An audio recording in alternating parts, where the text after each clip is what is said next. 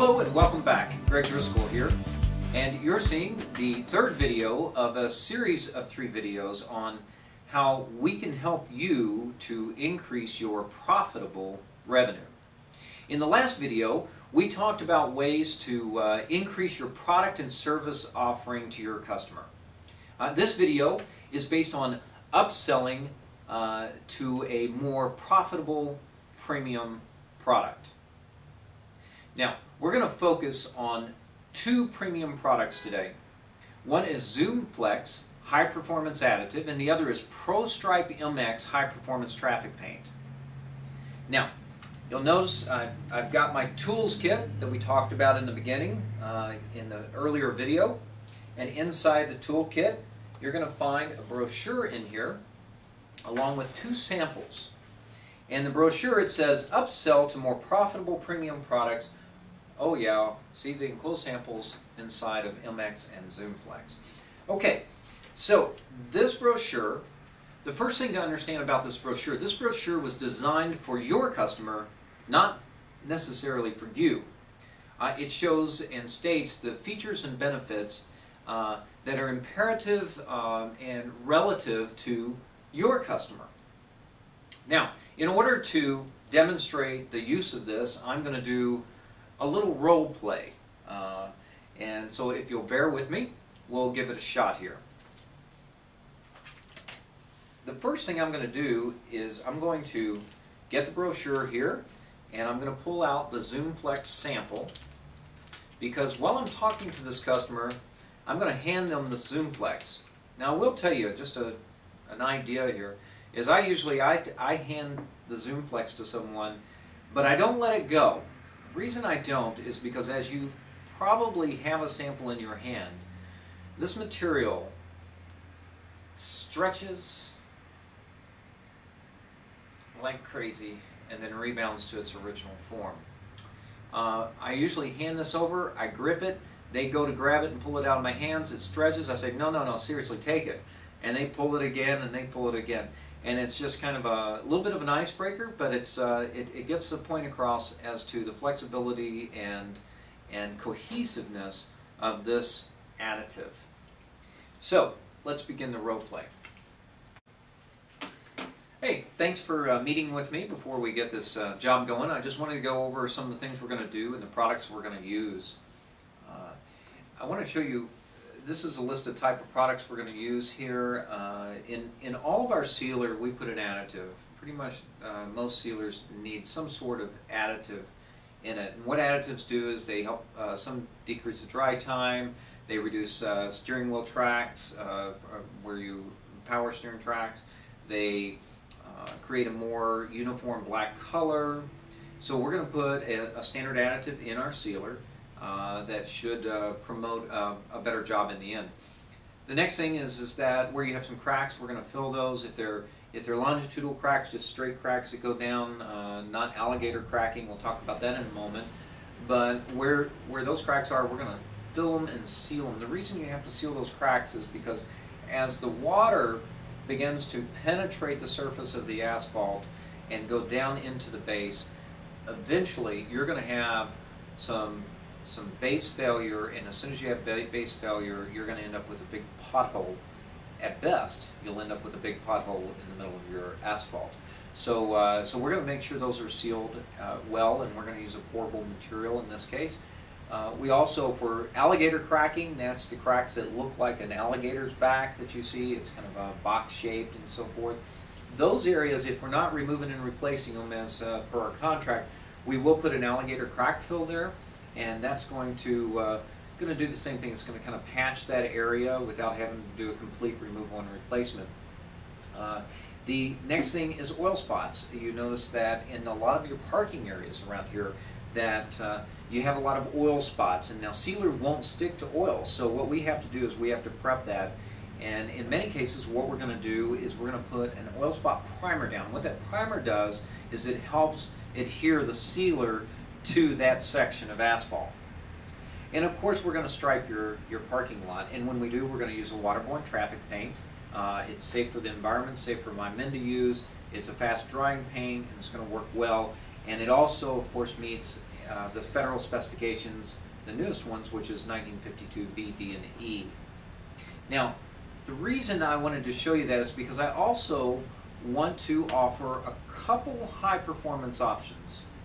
Now, these are just two items that I think are really that could really improve the job. And as I said, we're going to use a standard sealer additive in our sealer. We believe in it. We think that that all sealers should have an additive, but we have a high performance additive, and it's called ZoomFlex. Now, ZoomFlex material additive, if you take that sample from, no, really take it. You see how flexible that material is. That is again, that's a high performance sealer additive. And what it's going to do by adding ZoomFlex, this material that you're holding there, you're going to be able to increase the durability of the sealer. You know, one thing it's going to do is it's going to accelerate the dry time much faster than any standard additive will. So what that does is it's also designed to accelerate the dry through process, not just a film over, which means that in the case of, it's going to protect against things like washout. Washout occurs when there's an early rain before the sealer completely cures, and the rain unfortunately takes some of the sealer away. You may not know that for 6 months that it took that sealer away, but it will take a layer away if that sealer is not protected. The other thing is inadvertent traffic. No matter how hard you try, no matter how hard I try, every once in a while you get a car that drives on them. And when they drive on it, look out in the street. They've taken some sealer with them. So this is going to help by drying faster, drying through faster. It's going to help prevent any damage that's caused by either the washout effect or inadvertent traffic. Also, know that you're going to be able to open the lot a bit faster than if I use a standard additive, or then some people will use no additive, and that's going to mean that you're going to have less business interruption. It does have incredible wear resistance. It's going to look better and shield your asphalt surface longer. That's a primary reason to have sealer on your parking lot. Another reason you have sealer on your parking lot is to resist petroleum. Now you notice again, as I talked about, those oil spots throughout your parking lot. You know, a lot of those, understand that oil actually creates an irreversible damage to your asphalt surface. So anything you can do to make your sealer, which coal tar sealer is an asphalt resistant sealer, but anything that you can add to your sealer that will help it to be petroleum resistant is a good thing. One of the unique features is that this additive is designed for aggregate retention. What does that mean? First of all, we put sand in your sealer. We put sand and additive in the coal tar sealer. And in the sealer, when we put sand in there, the reason we put sand in there is for the purpose of skid resistance. We want to make sure that when someone walks across the surface or drives across the surface, that they can stop when they need to and that no slipping happens. So the bad part about sand is sand, if it doesn't get retained in the sealer well enough, it can roll out of the surface, and then not only does it take sealer away with it because that was part of the system, but it also becomes kind of like a sandpaper effect on the surface. So it's very important that we retain the sand, and that's something more that this high performance additive does. It also increases the flexibility. As you can see, and you're holding it, you can pull that and so forth. It's actually going to give those kind of properties to the sealer. The problem with sealer is that sealer is rigid, and a good asphalt is usually as a flexible surface. It's designed to expand and contract, and that's what makes it such a good surface to use. The problem is that sealer doesn't normally expand and contract without slightly cracking, and you get these what we call check cracking. This material will help the sealer to be more flexible, and it'll reduce those check cracks. It provides color control and retention. As you can see, it's nice and black, and it will continue because of the UV inhibitors that's in this particular material. It's going to help that sealer stay blacker longer. Lastly, is it is environmentally friendly. So we're not putting anything in there that, that could hurt the environment. We are conscious of that. Now stop the role play for a moment. Understand that this costs you about $3 per 1,000 square foot to go from a regular additive to a ZoomFlex, approximately. That means that in 100,000 square foot it's going to cost you about $300 more.